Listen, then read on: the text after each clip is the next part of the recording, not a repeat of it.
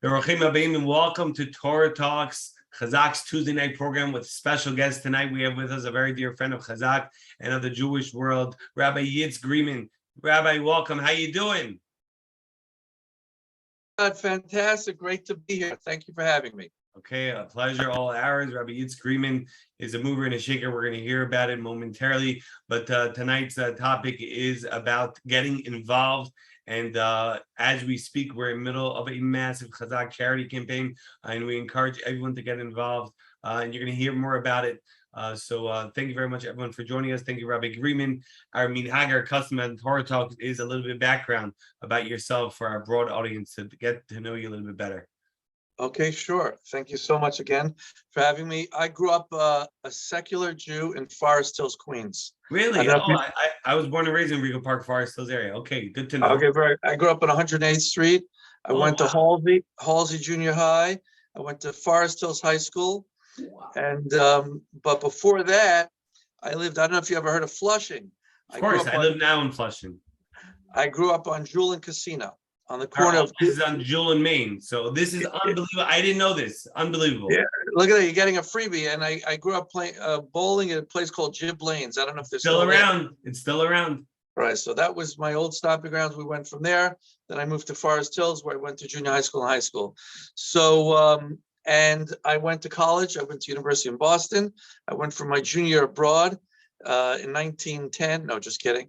In 1983, and it was there that I became observant. I started studying Judaism while I was at Hebrew University at a place called Eish HaTorah, and then I studied in Eretz Yisrael for 6 years at Eish HaTorah, and then I continued to work for Eish HaTorah. I was with Eish for 33 years. I'm only 34 years old now, by the way.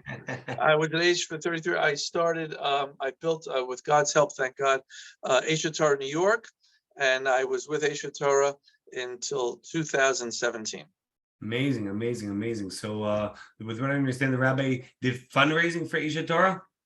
Yeah, so I did fundraising. We never want to say somebody is a fundraiser, right? Rabbi Weinberger, blessed memory, my Rebbe, used to say, you ask him, what do you do? He says, I'm a lawyer. He says, no, you're not a lawyer. If you were a lawyer, we'd stick you in the closet. When we need a brief, we'll pull you out because you're a lawyer. You're not a lawyer. You're a Jew. You're a philosopher. You're a thinker. You're an Eved Hashem. You happen to practice law. Yeah. So it happens to me that the same thing. I'm a Jew, I'm a philosopher, I'm a teacher, I'm a Rebbe, I'm a Talmud, I'm all those things. And I also fundraise for Torah causes, happily, with great simcha.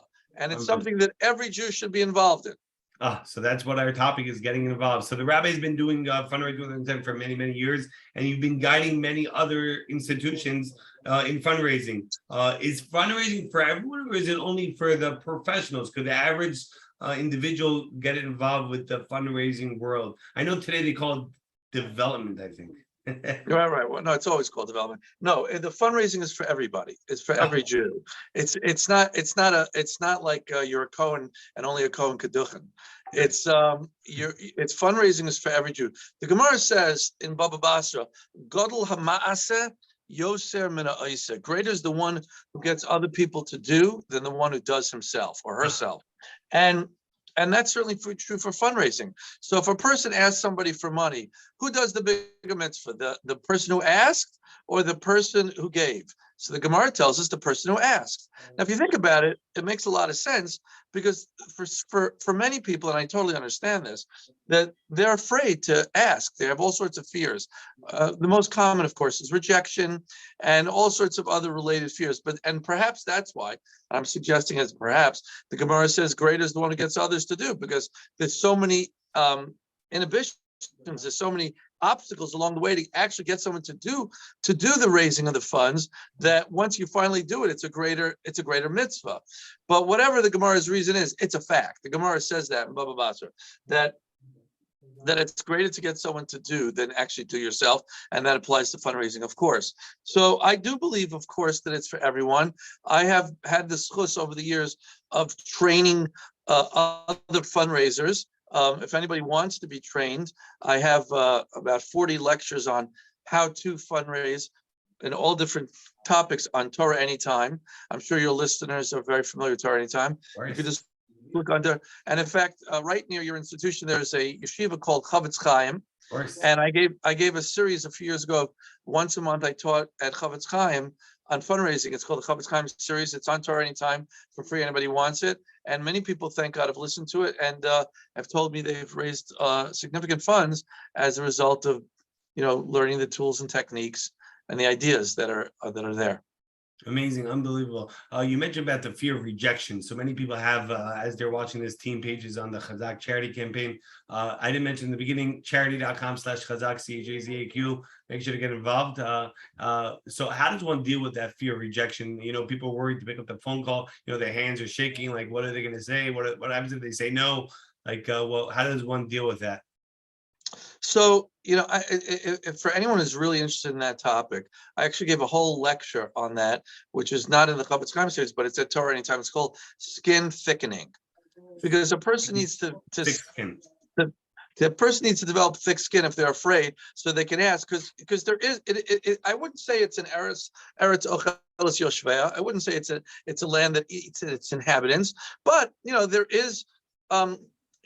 People do get no's, and if you're not getting no's in fundraising, then you're not really trying hard enough, because the fact of the matter is that people do say no. And so I gave a lecture called Skin Thickening, and a lot of people listen to it, and I give different strategies on how to thicken your skin.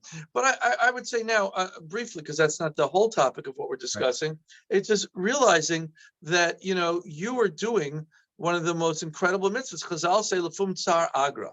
It's a Gemara in Brachas. Lefum tsar agra. That according to the reward of the pain is the reward.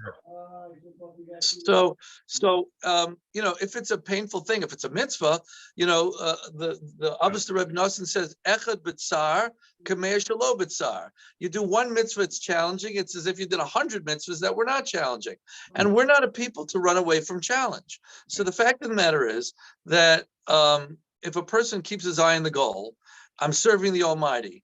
And in the end of the day, the Gemara in Kedushin says, Kesef min Allah. I'm making a little bit of joke on Daf base Amid Aleph.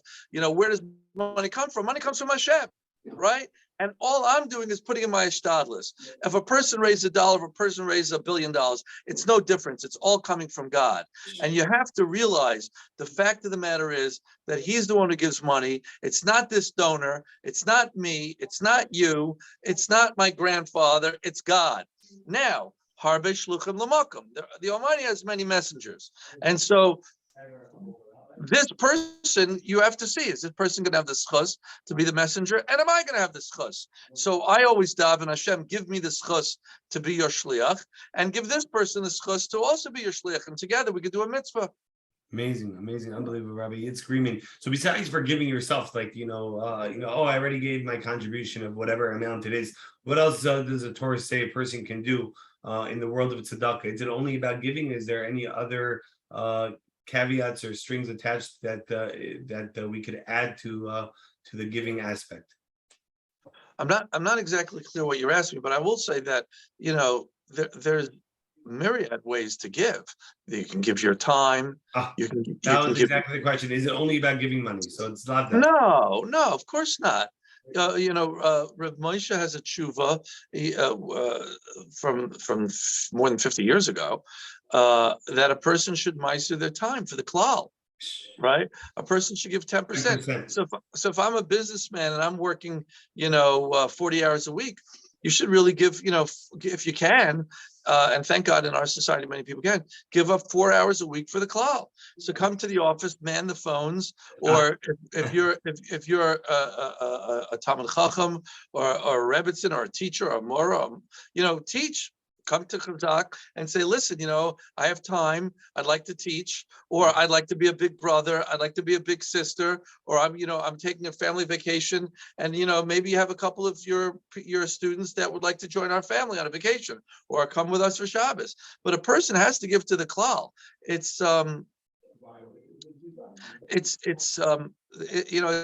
ace tsar Yaakov right now. We need, Klal Yisrael needs all the schuyos we can get. And when a person does a chesed, raising money is one, giving money is another, volunteering your time. There's many ways that a person can give.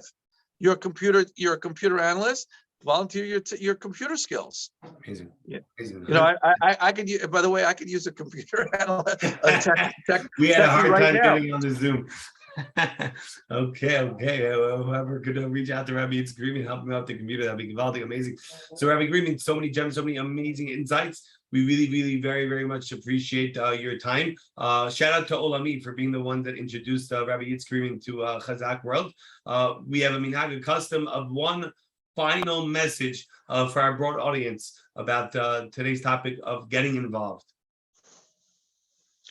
Is that a question? Yeah, one final message you could give over to us, Rabbi Yitz Greenman, to our broad audience about getting involved. One final insight, gem, anything that comes to mind. Yeah, you know, one of the things I've learned and relearned dozens of times in life is that no good deed goes unrewarded. No good deed, no mitzvah that a person does goes unrewarded. You ask a person, I want you to teach a class for Chazaq, and a person comes out and they figure, you know what? If there's not 40 people there, it's not worth my time. And 2 people come. And the guy's like, oh man, 2 people came? And he teaches the class, right? And 5 years later, he sees that kid who was not observant in a kosher restaurant. And the kid comes over to him and says, do you know me? Do I know you? He says, no. He says, yeah, well, I want to tell you, I know you. He said, 5 years ago, I came to Chazaq because I saw an ad, and the first class I came to was yours, and you really turned me on to Judaism. And then you say to the guy, was that the class where there just you and someone else? He says, yeah, I thought it was so special that you gave your time just for the 2 of us. It meant so much to me. And you never really know the impact that you're going to have on somebody. And no good deed, no good mitzvah goes unrewarded.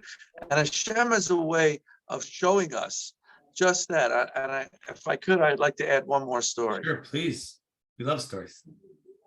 So some years ago, decades ago, I was a rabbi for Torah on the Upper West Side, and I had a guest who was the CEO of a company, of a large company, who I was trying to have for Shabbos for years. And finally, he comes for lunch. He actually lived on the Upper West Side. He came for lunch for Shabbos, and just on that Shabbos, my daughter, my 5-year-old daughter, Goldie, threw a temper tantrum. Ooh. But she didn't throw a temper tantrum. She threw like a global temper tantrum. We could not stop her from screaming or yelling. Wow. It was like it was unbelievable. And I'm like, here's this guy, and all I want to do is impress this guy with Yiddishkeit and Shabbos, and nothing worked. The whole meal, she was just screaming. Fast forward about 10 years, I'm at a Shabbaton somewhere, I don't remember where, and this guy, the CEO, became observant. He's now a Torah observant Jew, and I'm in a group of like 12 people, and the moderator asks a question to everyone in the group. He said, "What's the one thing that inspired you to become observant?" That's the question. Okay, everybody has their one thing or a group of things. So he gets to the CEO, and the guy turns to me in the group, and he says, "Do you remember that Shabbos that I came to you about 10 years ago?" And I'm like, I cannot believe this guy is going to embarrass me in public. I just can't believe he's going to do that. And then I said, yes. He said, "Do you remember your daughter was throwing an incredible temper tantrum?" And I'm like, I can't believe what a chutzpah. This guy is out and out embarrassing me in public. I just couldn't believe it. So I said, I was like flabbergasted. I said, yes. He said, that's why I became observant. Now I'm like totally shocked. I said, could you explain what you just said? He said, yes. He said, I was a thoughtful guy. He said, everybody has kids that throw temper tantrums. He said, but when I saw the way that you and your wife handled your daughter, I said, there's nobody else that would handle their daughter so lovingly as the way you and your wife did. And I said, there's got to be something special about Judaism. And that inspired me to become observant. And I was like, now that's like a story within a story, because I all the years thought, like I ruined this guy's like chances of becoming observant. But little did I know that the thing that really upset me is what turned him on. And so that's kind of almost like the first point I was making, which is like no good deed goes unrewarded. Hashem says, I know for 10 years you think that you ruined this guy's chances, a Yiddish guy, but I want you to know that is what turned him on. Wow, wow, what a powerful story. What a chizuk, what an inspiration that never give up and you never know and always to try and get involved. As we want to thank Rabbi Yitz Greenman for joining us on Torah Talks. We want to thank Rabbi Yitz for all that you do for Klal Yisrael. Oh, so much that he's done and does and continues to do. We really appreciate it. We want to thank you all for joining us. We want to remind everyone, please give Chazaq.com. That's the short link. Give Chazaq.com. Everything's being doubled. Everything's being matched. What did I say something wrong? One more thing. Sure. Pick up that phone and make that call for Chazaq. You'll always appreciate that you did it. You'll always be happy you did it. And if you don't do it, you'll regret it. So don't live with regrets. Pick up that phone, make that call to that wealthy person you know, tell them about Chazaq, raise the money, do the mitzvah, tell that person you're doing them a chesed. By asking them for money, you're doing them a favor, and strengthen Chazaq. Put another brick in the base of Mikdash, and Mitzvah Shem will all go with Mashiach Tzidkenu b'Meher b'Yameinu. Amen. Wow, Rabbi, you just gave me Chazaq inspiration. We're definitely going to pick up the phones. We're going to definitely continue making the calls. We're going full force. We're going all to the top with the Shem's help, with God's help. And we want to thank you once again. We want to thank Torah Anytime for hosting this podcast, along with all the other platforms out there. We really appreciate it. Shout out to Daily Giving, Sim Yomi, the entire staff of here at Chazaq, and Yagd Torah Yad, continuing Tzlacha. And every single Tuesday night, Torah Talks with special guests, 8:30 p.m. Eastern Standard Time. Thank you, Rabbi Yitz Greenman, and all the